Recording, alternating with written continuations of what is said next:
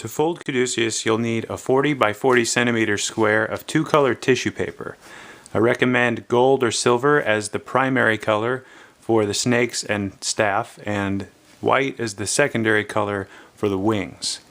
If you need instructions for how to create this kind of paper, I'll leave a link in the description below to my tutorial video on how to create large two-color origami paper. Caduceus is based on a 56 by 56 grid, so we'll begin by dividing the paper into sevenths. There are different ways to do that, but I'll show you the method I prefer. We'll begin by folding the paper diagonally from the top right to bottom left corner.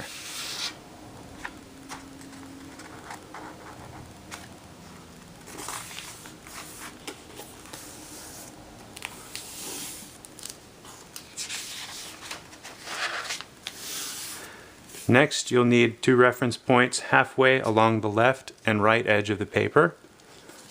Bring the top raw edge to the bottom. Match the corners and fold a mark on either side.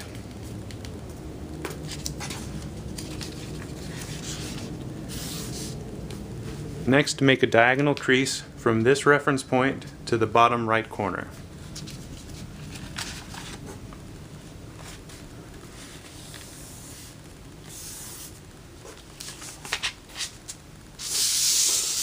And again on the other side, from this point along the middle to the bottom corner.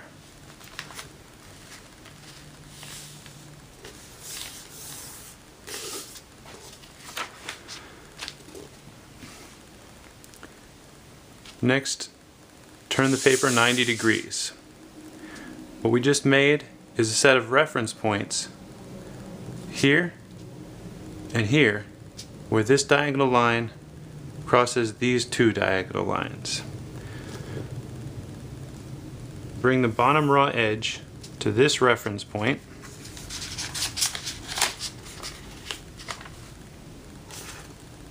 Using the edges of the paper to make sure everything is aligned, and make a small mark on either side of the paper. Here. Turn the paper all the way around and do the same thing. Find this reference point where this diagonal and this diagonal cross. Bring the bottom edge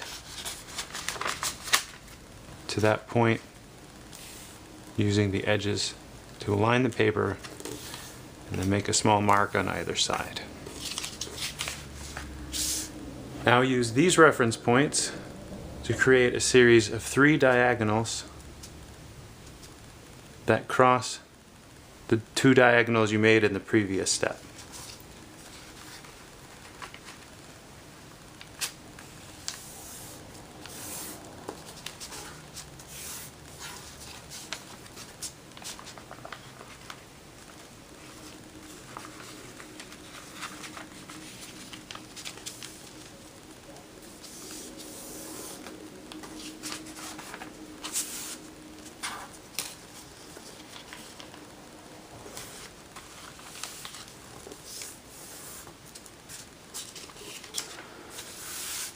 What you have now is a set of 6 reference points here, here, here, here, here, and here, where the 2 diagonal lines cross the 3 diagonal lines you just made. Now we can divide the paper into sevenths. Bring the bottom raw edge to this reference point.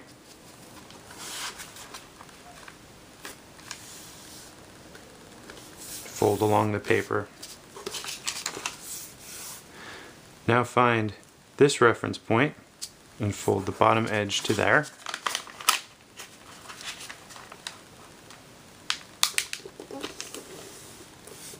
And crease firmly through the paper.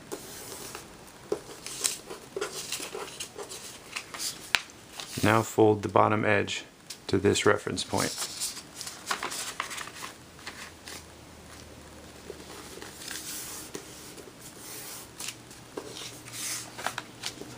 Turn the paper completely around and continue on folding the bottom raw edge to this reference point.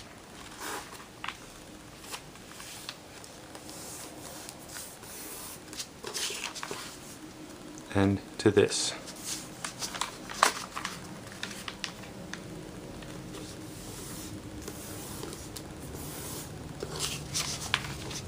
And finally, the bottom raw edge to this top reference point here.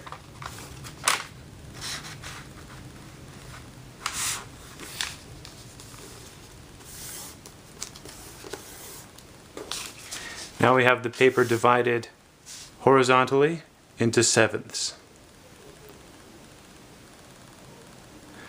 Turn the paper 90 degrees and use these same reference points to fold the paper into sevenths going the other way.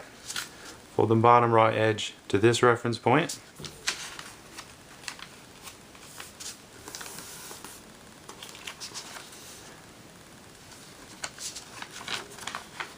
To this one.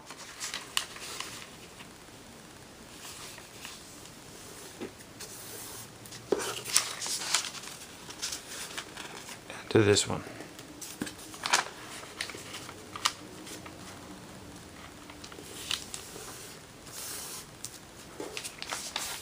Now turn the paper all the way around.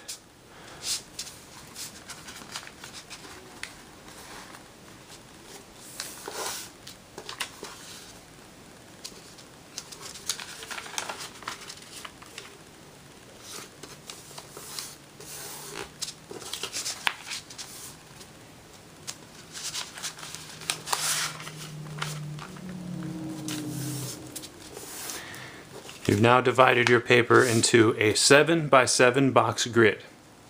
Now we just need to divide each of those panels and rows into 3 more divisions. You want your final crease along the edge to be a mountain fold if you're looking at it from the main color side. So begin with the main color up. Fold this back. And begin dividing the paper like so. Bring the raw edge to this folded edge. Make firm crease through the paper.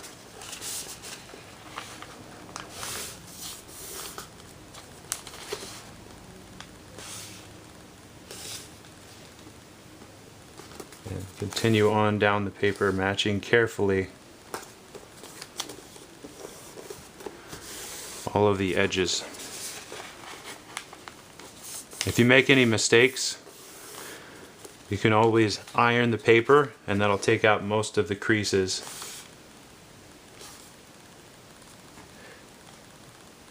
It's a good idea to make any marks with a pencil lightly so that you can later erase any marks you've made to help you create your box grid.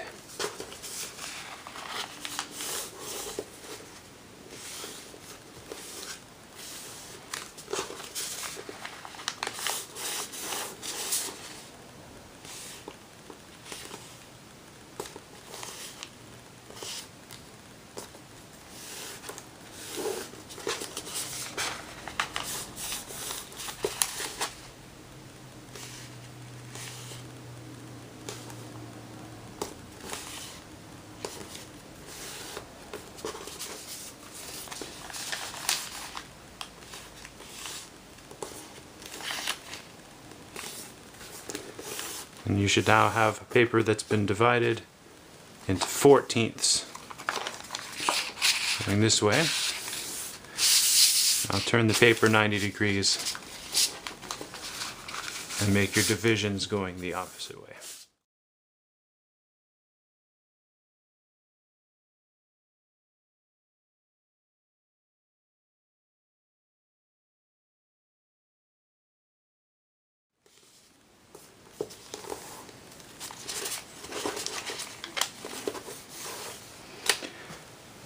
Now we have the paper divided into 14ths, going both ways.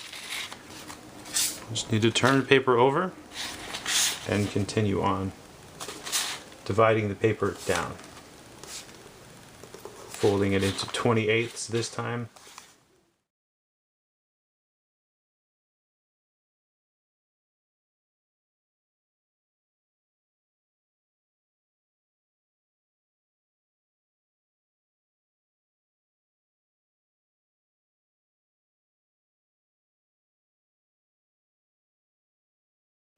Now the paper is going in 28ths horizontally. Vertically it's still in 14ths. So turn the paper and realign the pleats so that this next one matches this crease, which would be a valley.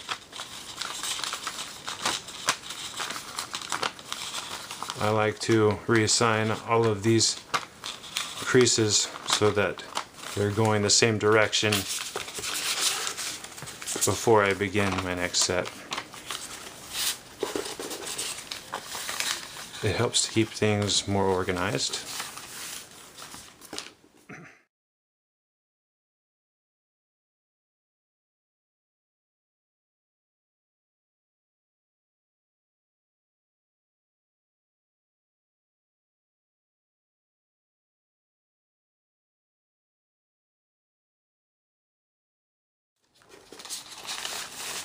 Alright, now we are at the point where our model is folded into a 28 by 28 box grid, and we can then fold 2 more sets to make it a 56 by 56 grid. So bring the paper out and start again. You already have the paper, the creases going one way, so just start back on that same row that you were doing. And you can see that this edge crease closest to the raw edge is a mountain fold, which is what we want.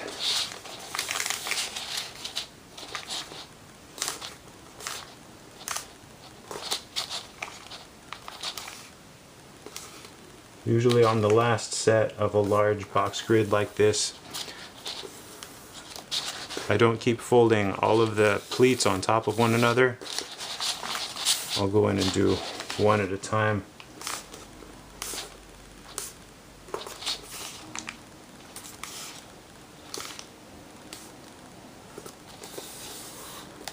Which helps to keep things more organized.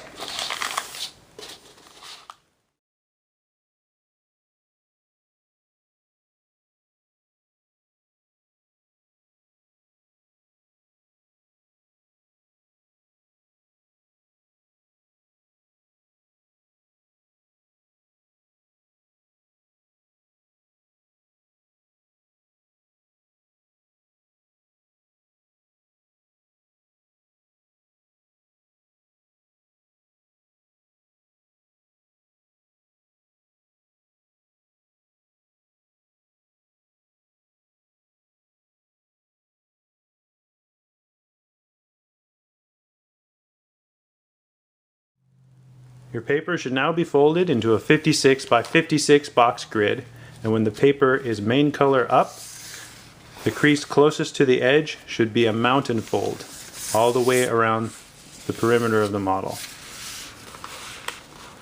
I've also prepared a piece of silver and white tissue paper to demonstrate this model with. The next step is going to be to set in all of the diagonal creases.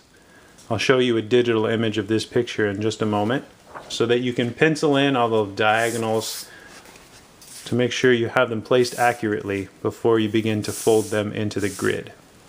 There are only a handful of diagonal creases in this model. As you are pre-creasing through them, you want to make sure that you're aiming as carefully as you can through the corner of each of the boxes. Once you're done pre-creasing the diagonals on one side of the model, you want to turn the model over and check the crease pattern to make sure that you've added in all of the diagonal creases. Next, you want to refold through all of the diagonals going the other way. It will help when you're collapsing the model to have each of the diagonal creases set to a neutral fold.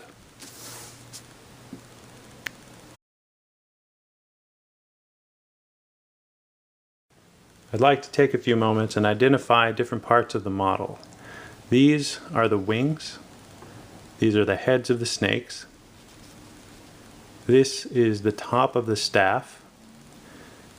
These are the posts behind the model that the model is propped up on. This is the lower part of the post that the snakes wrap around.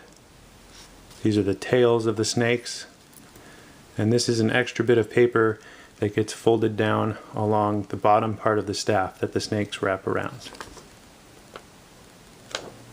Caduceus can be a little bit of a tricky model to collapse, but one technique that might help is to begin along this line of the snake's heads and the top of the staff. So identify that part in your grid and fold them out and fold through the X's of those creases. And now start to form the snake's heads.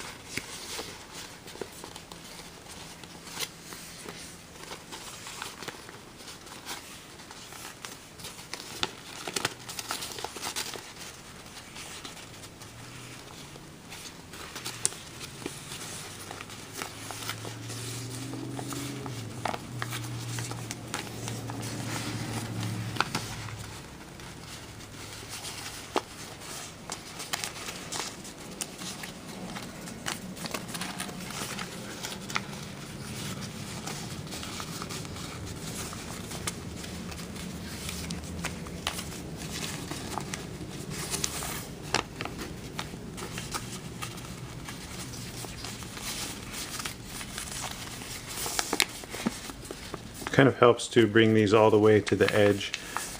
You can reassign these creases later.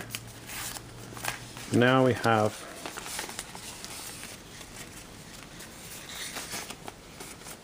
part of one of the snakes started. Now make the opening for the mouth.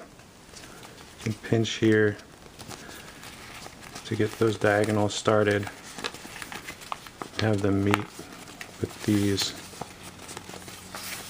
mountain folds.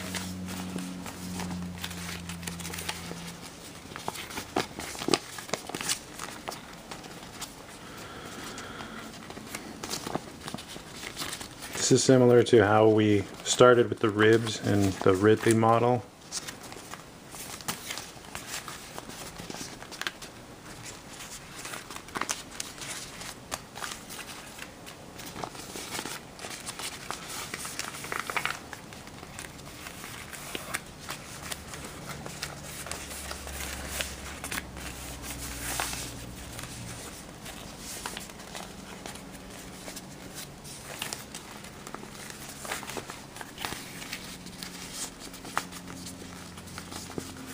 Get everything aligned coming down from that feature.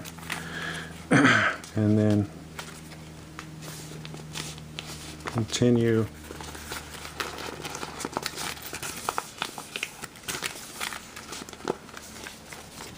folding down the other side of the head.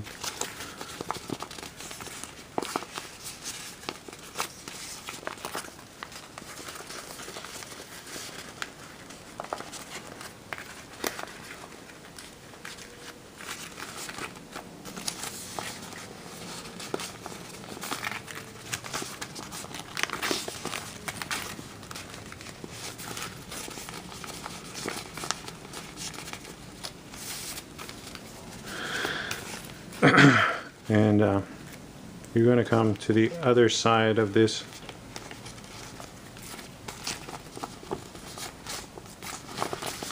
where the top of the staff starts to be formed and start to collapse down this part.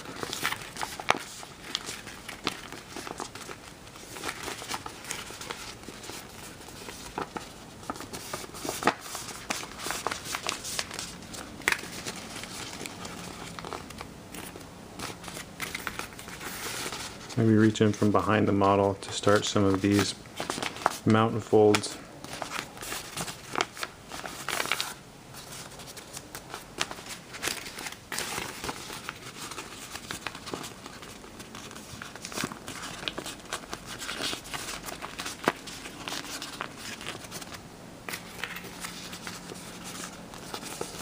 As you get towards the center, maybe just try to bunch up a few pleats together, and if the paper is cooperating with you, you can kind of get a lot of it moving at one time.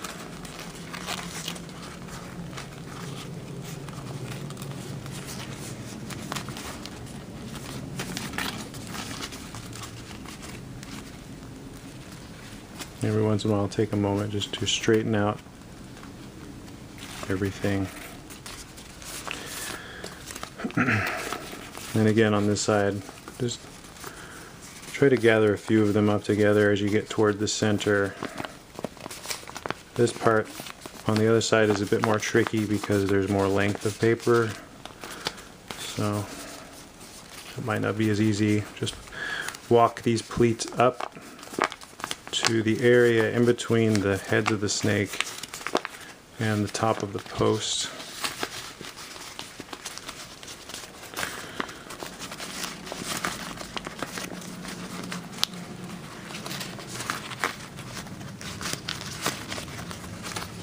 Okay, and you'll want to repeat that on the other side of the model.